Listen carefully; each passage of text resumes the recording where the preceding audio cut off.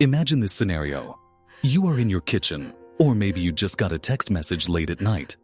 Your heart starts pounding before you even read it.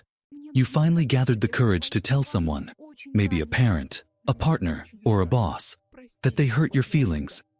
You were vulnerable. You were honest. You expected them to say, "I'm sorry." But instead, they turn it into a trial. They cross-examine you. They twist your words until you are the one apologizing.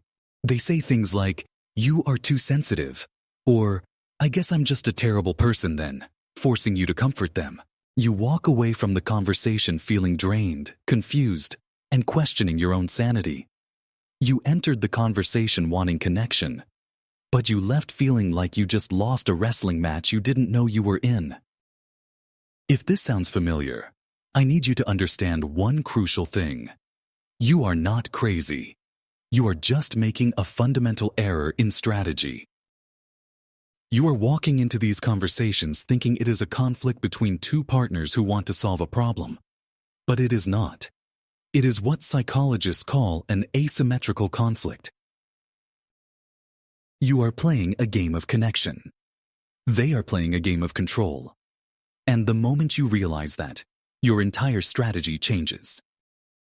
Most empathetic people try to solve this with more explanation, more logic, more love. You think, if I just explain it better, they will understand. But to a high-conflict person, your explanations are not clarity. They are fuel. Today, we are going to build a new operating system based on behavioral psychology. We are going to stop trying to win the argument and start winning back your peace. To survive this, you need to understand their fuel source. Toxic personalities run on narcissistic supply. Supply is your emotional reaction, your anger, your tears, your long paragraphs of text explaining why you are hurt. That is all supply. It confirms that they have control over you. It is a dopamine hit. Think of it like a vending machine. They press a button, insult you, and a soda comes out. You cry. As long as the soda comes out, they will keep pressing the button. So, how do you unplug the machine? You use a technique called the gray rock method. This concept is based on the behavioral principle of extinction. If you stop rewarding a behavior, it eventually fades away. The goal is to become as boring, uninteresting, and unresponsive as a gray rock in a parking lot. Here is what that sounds like in real life. They say, "You are so dramatic, you always ruin everything." Old you would say, "I am not dramatic, I just want you to listen to me." This is fuel. Gray rock. You says, "I hear you," or simply, "Okay." And then you go back to eating your lunch. You are not ignoring them, which is aggressive. You are simply giving them zero emotional data. You are cutting the dopamine loop. Without your reaction, the interaction is boring for them. They will eventually go look for supply elsewhere. But I have to give you a critical warning. When you start doing this, they will not stop immediately. They will get worse. Clinicians call this an extinction burst. Think of the vending machine again.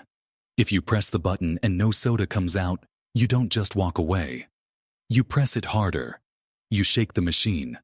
You kick it. When you go gray rock, they will shake the machine. They will escalate. They will say the one thing they know hurts you the most. You must hold the line.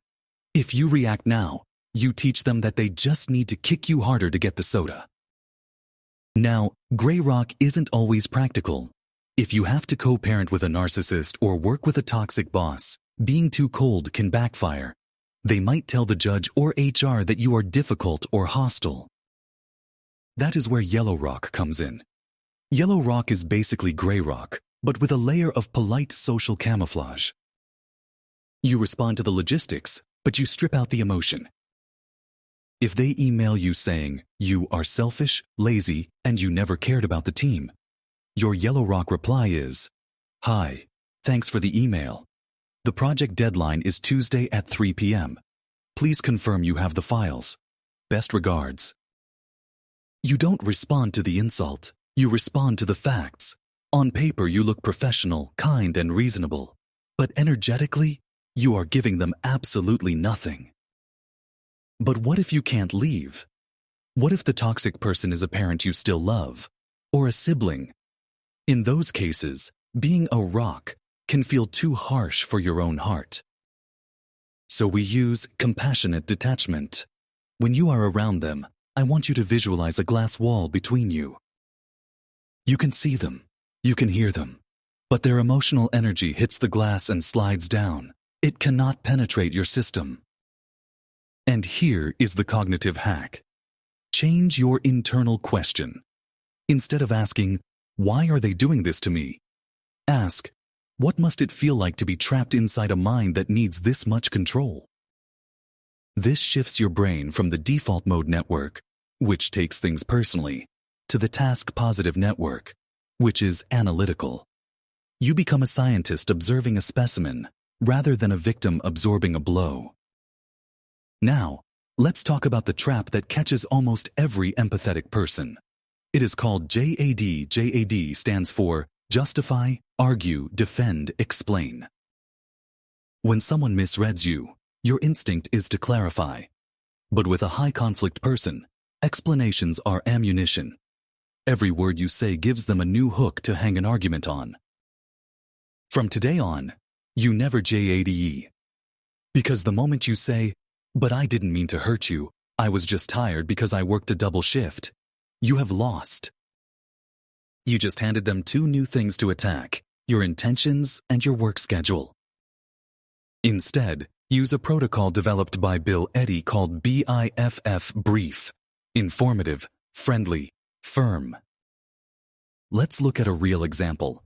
They text, "I can't believe you did that. You are disgusting." A BIFF response looks like this: "Hi, I am not discussing this over text. If you have a logistical question about the schedule, let me know. Thanks." It is brief.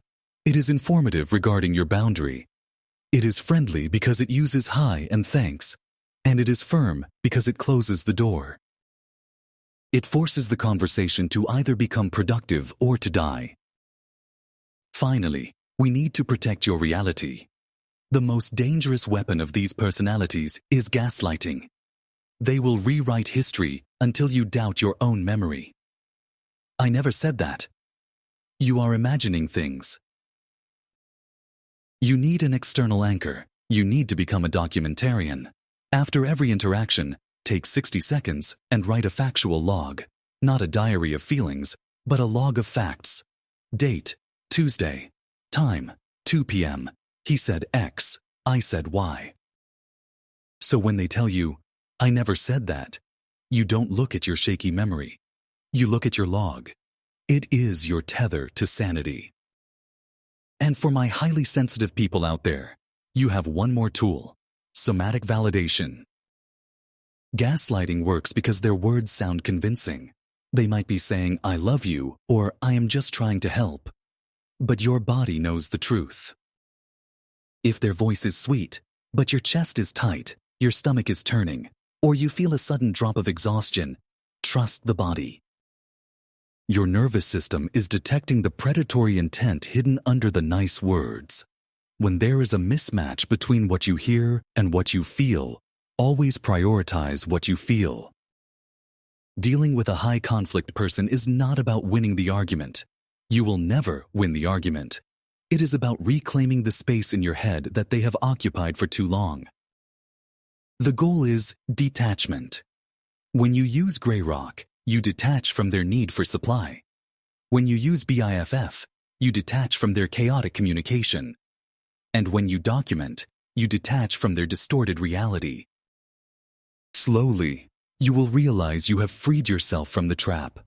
You will start to see yourself clearly again. I'm curious, have you ever tried the Grey Rock method? Did it work, or did they escalate? Tell me in the comments. And if you're wondering why you attracted this person in the first place, if you find that you always end up with people who need fixing, you need to watch this video on the Savior Complex next. It explains why your kindness is sometimes a trauma response. Click here, and I'll see you there.